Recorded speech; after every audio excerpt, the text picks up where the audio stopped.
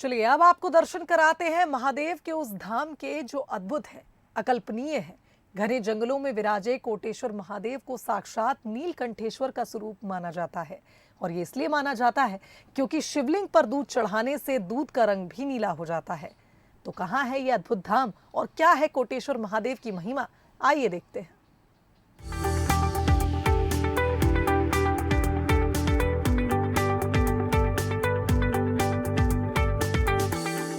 भगवान शिव को नीलकंठेश्वर के नाम से भी जाना जाता है। भगवान शिव के इसी रूप का अगर आपको दर्शन करना है तो रायपुर से 150 किलोमीटर दूर धमतरी जिले के सिहावा के नजदीक भीमा कोटेश्वर धाम आपको पहुंचना पड़ेगा और भगवान शिव के उसी रूप के साक्षात दर्शन आपको होंगे। तो चलिए मैं आपको लिए चलता हूं भीमा कोटेश्वर धाम, चलिए मेरे साथ।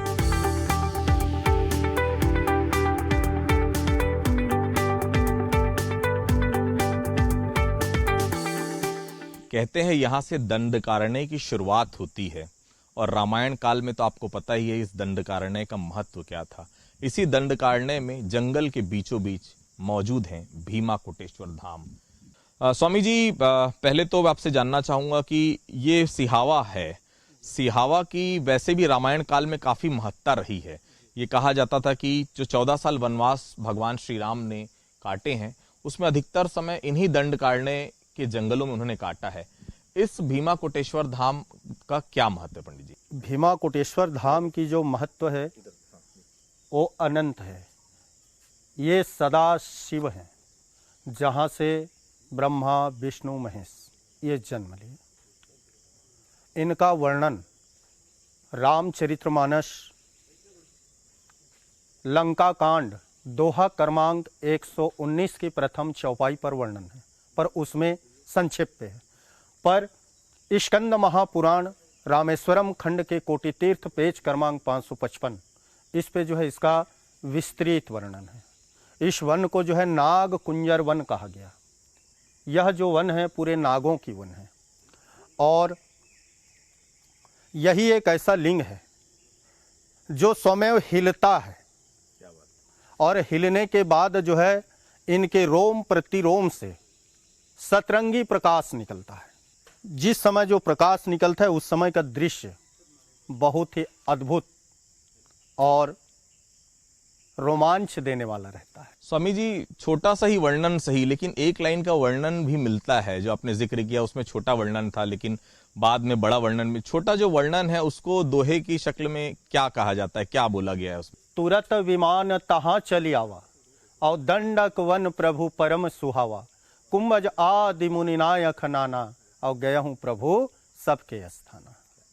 ये रामचरितमानस की दोहा क्रमांक 119 की प्रथम चौपाई लंका कांड पर जो है वर्णन। स्वामी जी, मैं अब सीधा आपके पास यहाँ आता हूँ भीमा कोटेश्वर धाम, जहाँ पर भगवान शिव के नीलकंठेश्वर रूप के दर्शन होते हैं। दर्शक जानना चाहेंगे कि किस तरह से ये यहाँ पर कहा जाता है, मान्यता भी है पुराणों में और हमने अपनी आंखों से देखा है कि जब आप इस लिंग में दूध चढ़ाते हैं, कच्चा दूध, तो स्वमेव वो कच्चा दूध नीला रंग का हो जाता है। स्वामी जी, और क्या क्या विशेषता है यहाँ की? अब इनकी विशेषता ये है कि जैसे अगर आप गाय का कच्चा दूध उनको लाके आप अभिषेक कीजिए, अगर स्वीकार करने का होता है तो वो तुरंत जो है वो नीला हो जाएगा, और स्वीकार करने का हो तो पानी तक नीला होता है। इसमें जितने भी पदार्थ जो चढ़ाते जाएंगे वो सब जो है नीला होता जाएगा।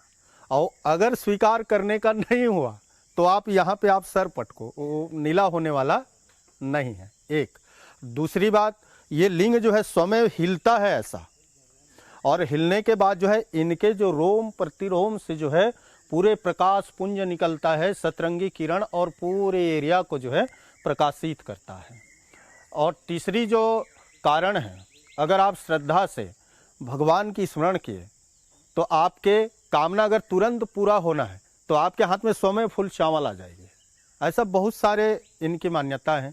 नाग नागिन के जोड़े का भी काफी महत्व है, ये क्या है महत्व और कहाँ वो दिखाई देते हैं, और क्या इच्छाधारी नाग नागिन है वो? जी, ये जो है ये वन जो है नाग कुंजर वन है और यहाँ पे जो है इच्छाधारी नाग नागिन है। और ये जो परिसर क्षेत्र है इसमें जो है ये पूरा विचरण करते रहते हैं, जिसमें 90% लोगों को जो है इच्छाधारी नाग नागिन का दर्शन है। नागिन एकदम श्वेत है और नाग जो है एकदम नीला कलर के हैं। वो कभी नाग नागिन के रूप में आके दर्शन देते हैं, कभी मनुष्य के रूप में आके दर्शन देते हैं, या कभी और किसी रूप में आते हैं। और हर अमावस्या पूर्णिमा को यहाँ पर जो है वो समय पे पूजा करने भी आते हैं। और यही एक ऐसी वन है जहाँ पे करकोटक नाग है, जहाँ तक्षक नाग है, जहाँ पर अनंत नाग है। यहाँ इस वन के हर 10 कदम पे जो है एक आपको बिंब मिलेगा और कोई ना कोई नाग मिलेगा।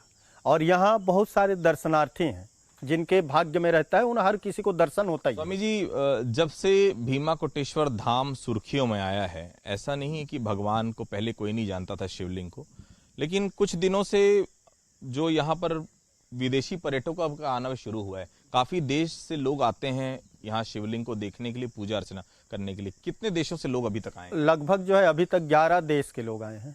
यूरोप, बेल्जियम, अमेरिका, हॉलैंड, रसिया वाले लोग तो यहाँ पर जो है 3 दिन तक रुके थे। मतलब ऐसा करके जो है कंप्लीट 11 देश के लोग जो है यहाँ पर भगवान की दर्शन के लिए आए हैं।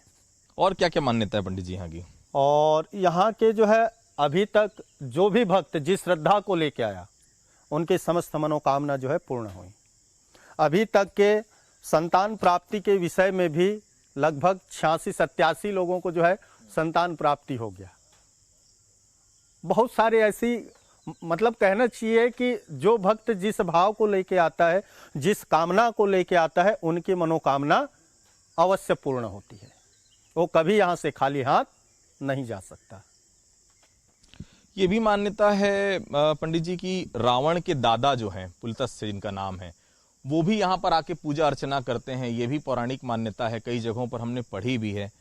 क्या रावण का भी इस शिवलिंग से कोई नाता रहा है? जी, क्योंकि यहाँ से 10 किलोमीटर पूर्व की ओर पुलत्स्य ऋषि का आश्रम है, जो रावण के दादाजी हैं। और ये नाग कुंजर वन जो है उन्हीं के अधीनस्थ में था। तो यहाँ पे जो है पुलत्स्य ऋषि जो है इनकी जो है पूजा क्या करते थे, और पूजा करने के साथ रावण का जन्म जो है कुरुक्षेत्र में हुआ था। विश्रवा ऋषि का तपोभूमि वहीं था। पुलत्स्य ऋषि उनके दादा थे। तो जब उनके दादाजी से मिलने के लिए यहाँ जब दंडकारण्य वन में आते थे, तो उनसे जो है एक ही प्रश्न करता था कि दादाजी, मनुष्य जो है शक्ति संपन्न कैसे बनेगा? तो उन्होंने कहा कि बेटा जाओ भगवान शिव की आराधना करो। तो वो जो है यहाँ पे आके भगवान शिव की आराधना किए, तपस्या किए, जिनके फलस्वरूप नीलकंठेश्वर भीमा कोटेश्वर महादेव ने उन्हें अनंत शक्तियों से जो है विभूषित किए। पंडित जी, ये सिहावा में कहा जाता है कि ये सप्त ऋषियों का वास रहा है, और इसी सिहावा से भगवान राम को कई दिव्यास्त्रों को उनको मिले भी थे, कई दिव्य अस्त्र भी यहाँ से मिले थे उन ऋषियों के द्वारा। क्योंकि सिहावा ये वैसे भी पौराणिक काफी महत्व है इस पूरे सिहावा नगरी का। राम वन गमन पथ में भी ये शामिल किया गया है यहाँ पूरा, क्योंकि दंडकारण्य की शुरुआत कहा जाता है कि यहीं से हुई है। तो क्या ये भी महत्व है पौराणिक काल में इस जगह का? जी, पौराणिक काल में इसकी जो महत्व है, जब भगवान श्री रामचंद्र जी लंका से विजय प्राप्त करके जब वापस आए, जब उन्हें कोटि पाप लगा, इनको मैं 60 रूप में बता दे रहा हूँ क्योंकि कथा लंबा है, तो उन्होंने सप्त ऋषियों को साथ लेके यहाँ पे आके जो है अभिषेक किया। और आज यहाँ पे जो है कोटि गंगा जो 7 धाराओं में प्रवाहित है, जिनको भगवान श्री रामचंद्र जी ने अपनी धनुष की जो कोटि है, धनुष की कोटि से जो है यहाँ पे प्रकट किए, और हनुमान जी जो है जल लाए। सप्त ऋषियों ने जो है मंत्रोच्चार के साथ जो है भगवान राम जी को यहाँ पे पूजा कराए हैं। आज भी यहाँ राम के द्वारा उत्पन्न किया हुआ कोटि गंगा 7 धाराओं के रूप में जो है प्रवाहित है। आज भी यहाँ पे प्रत्यक्ष उसका प्रमाण है। तो सुना आपने स्वामी जी को, स्वामी सत्यनारायण जी को, बेहद साफ है। देखिए, भगवान भोले हैं यहाँ, भगवान भोले का शिवलिंग है यहाँ पर, और साक्षात नीलकंठेश्वर स्वयंभू है। देखिए, किसी ने यहाँ पर शिवलिंग बनाया नहीं है, ये स्वयंभू हैं।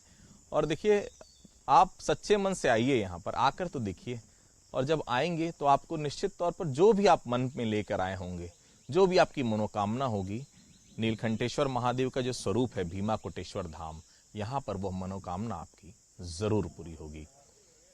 बंसल न्यूज के लिए कैमरा पर्सन अखिलेश पवार के साथ भीमा कोटेश्वर धाम से आदित्य नामदेव।